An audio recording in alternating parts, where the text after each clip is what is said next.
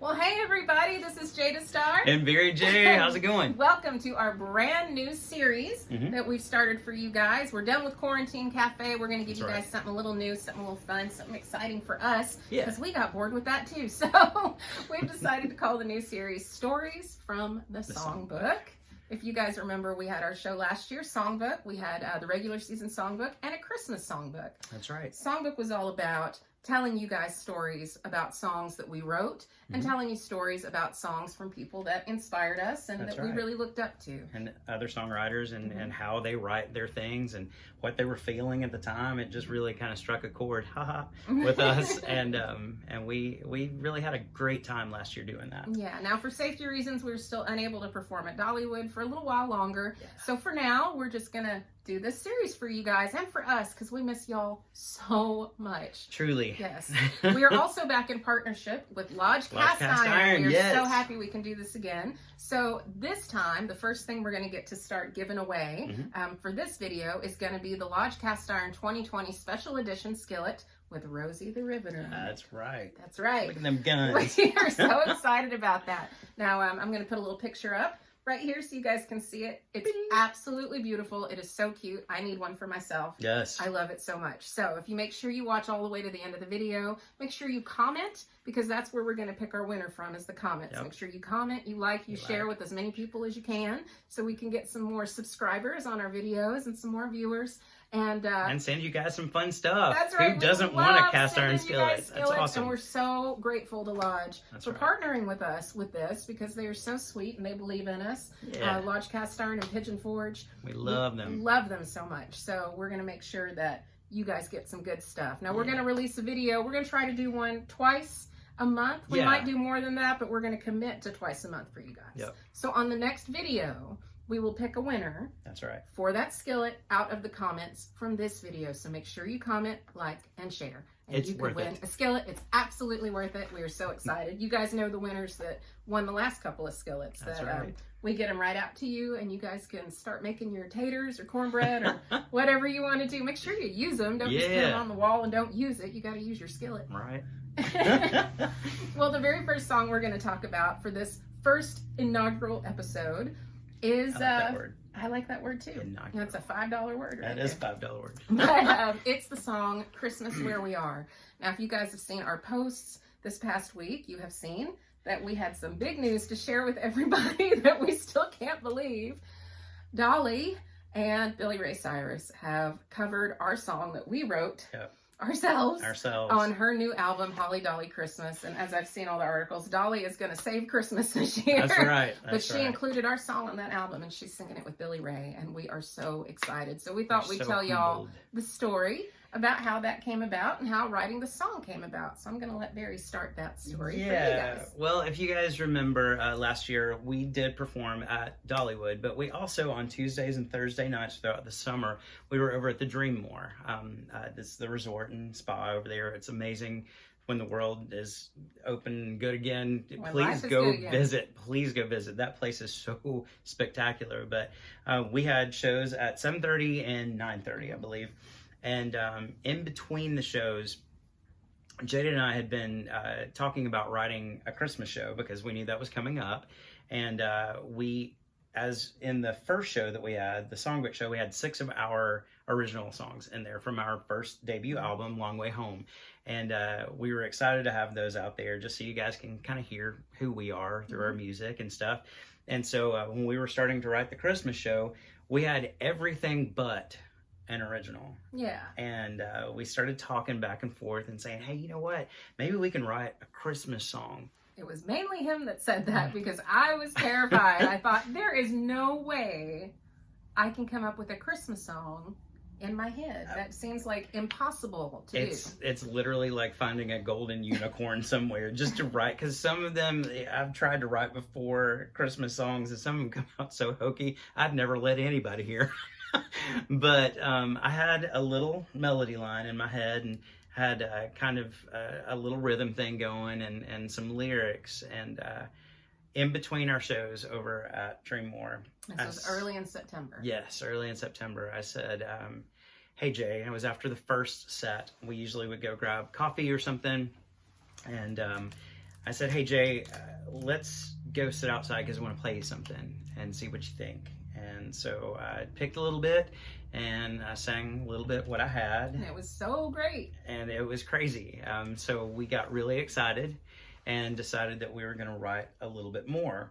Well, we really got into it. And we had about a 15-minute break. Yeah. So we had a verse and a chorus down and a concept. And we were really excited. And then we went, oh, we had to get back to work. We've got to go back to work. So we had to leave that for the time being and then head back in and do our last show. The next day we were at the park at the Heart Song Theater, and we were sitting backstage and typing out the rest of our Christmas show. And so we ended up writing the rest of that song, which again, if you've ever tried to songwrite, sometimes it comes real easy. And sometimes it is one of the hardest things in the world. I've had songs that it's taken more than a year to finish. And we've both had songs that have done that. We've also had songs that we've written in 10 minutes, you know, and this was kind of one of those. Yeah. It didn't take us long to get it together because our thoughts, we were kind of in sync with each other. We knew where we were going and what story we were going for. And so we, finished the song and then just kind of sat back and went, wow, that's kind of crazy. But we wrote a Christmas song and we think it's pretty good.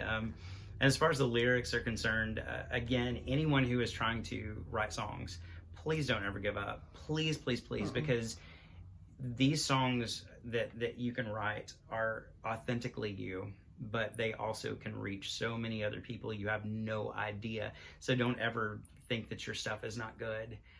We do that all the time. We're very insecure. Very insecure. We say, well, nobody's going to want to hear this, but truly any talent that anybody has, musical talent or songwriting talent, that's a gift. That's a gift from God. That's what my mama told me. That's right. It's a gift that God gave you to reach out to people and make them feel good. So even if you personally don't love the thing that came out of your head, right, it's meant for somebody. Yeah.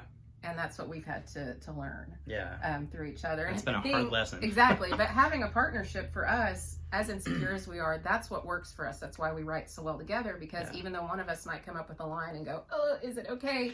You've always got your best friend going, no, it's great. It's great. Awesome. And you write it down together, and that's how that song happened. That's how all our songs happen. But absolutely, like, we could not believe what happened after this. After we wrote the song, we played it for Dollywood, for our managers, and said, can we play it in our show? And they said, sounds great, let's do it. So we recorded it. We got the tracks ready for the show. We did the show through November and December. I played the song for my mother. Of course, your mama always loves what you do, and his mom and daddy loved what we did. And my mom said, well, send it to the sisters, send it to my sissies, to Rachel and to Dolly, to let them hear it, just so she could brag on me a little bit and brag on Barry. And I did. I emailed it to Rachel and Dolly and said, this is the song we wrote for the show this year. We hope y'all like it. Yeah. Well, at the end of December, Dolly sent us an email, and she said, you guys, that is a wonderful song. It sounds like a classic. And maybe one day I can put it on a Christmas album. And we thought, well, that is amazing. That would be incredible. Never going to happen, but how amazing and how sweet of her to say that. And one thing I say to Barry all the time is, could you imagine? Right. Could you imagine if that happened? I say it constantly. And we said no. Right. Well, in April, I got an email that said, can you please send us the lyrics to that song? And I went, okay. And I did, and we were kind of not hesitant, but we were like, what's that What's about? going on there? Well, at the end of July, we got an email from Dolly sent to both of us, and it said, guys, I have an early Christmas present for y'all. I have done your song Christmas Where We Are with Billy Ray Cyrus. I'm still and it's going to be on my album Holly Dolly Christmas, which, as we all know, Dolly is going to save Christmas with her Christmas album. There's so many duets. It's going to be so good. Please make sure you pre-order the album. It's on dollyparton.com. I'm sure a lot of y'all watching this already have, but it's going to be great. And I think our track is number 8. I think on that. So we're psyched, stoked, so excited. Cannot wait to hear it. Cannot wait to hear it. Cannot wait to hear it. Another thing about the writing of that song, which I wanted Barry to share with you guys, was when he had come up with the first line of the song, it's from experience that he had. Sure. As a performer, it's hard for us sometimes to be with our family at Christmas or to be where we want to be at Christmas. You know, you have to go out and perform and entertain people. Yeah, and we're blessed to do that. But sometimes it is difficult, especially around the holidays when you can't be with your family and stuff. And I started thinking about traveling that I've done, being a performer for over 25 years now. And one of the things that kind of struck me was, Christmas. When you think Christmas, some people think of the mountains and cabins, and some people, some of our friends, think like New York and Rockefeller Center, like the big giant Christmas tree. And I was thinking about that, and I just kind of wrote down, I don't need Central Park or snowy weather.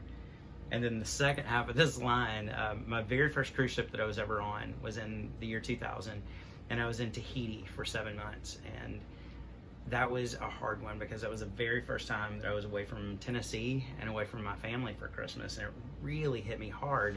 But Christmas Day, we walked off the ship onto the gangway, and we were just gonna go grab some food and stuff.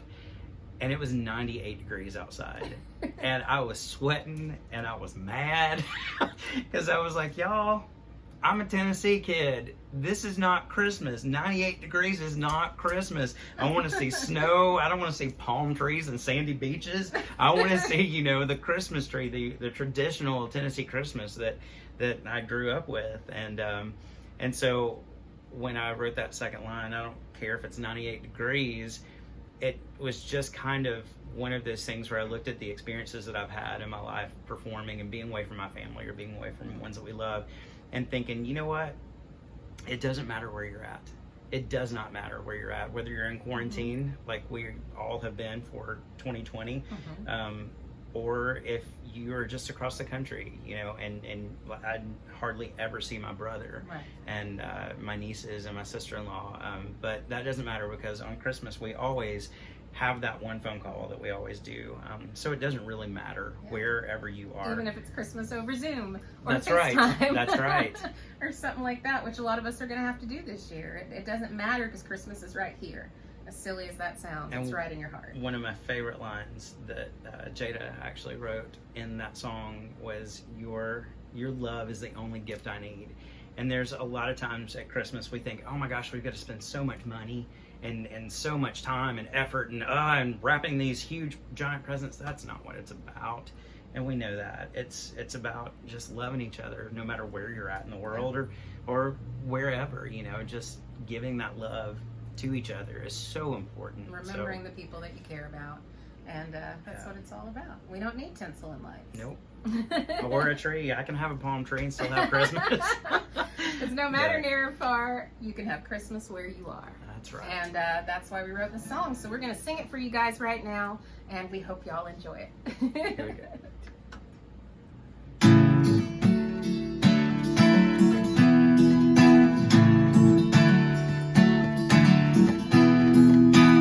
I don't need some park or snowy weather. I don't care if it's 98 degrees. Just as long as we can be together. Anywhere you are is fine by me. Well, now, I don't need to wrap up boxes or put lights on the tree. All I want is you here beside me. Love is the only gift I need. I don't need tinsel and lights or a tree with a star. All I need is to hold you tight. No matter near or far, we can have Christmas where we are.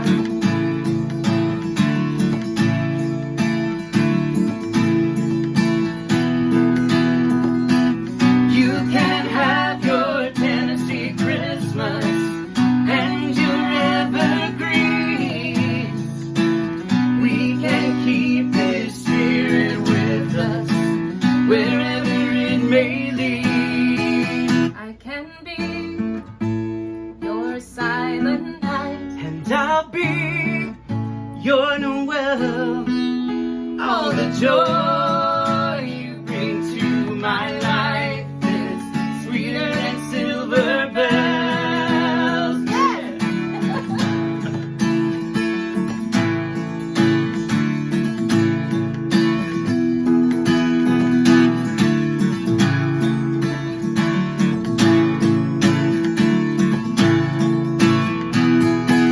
I don't need tinsel and lights.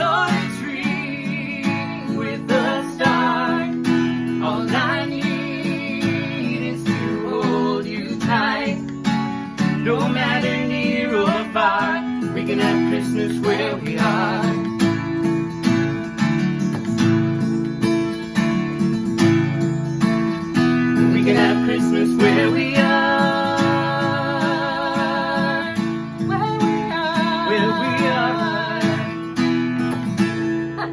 Yeah. Now imagine that's Dolly and Billy Ray, and that it is iconic country and pop singer-songwriters singing that song instead. Wow. Wow. I'm still in shock. We both are, you guys. But we want to wish you guys, the best of everything right now.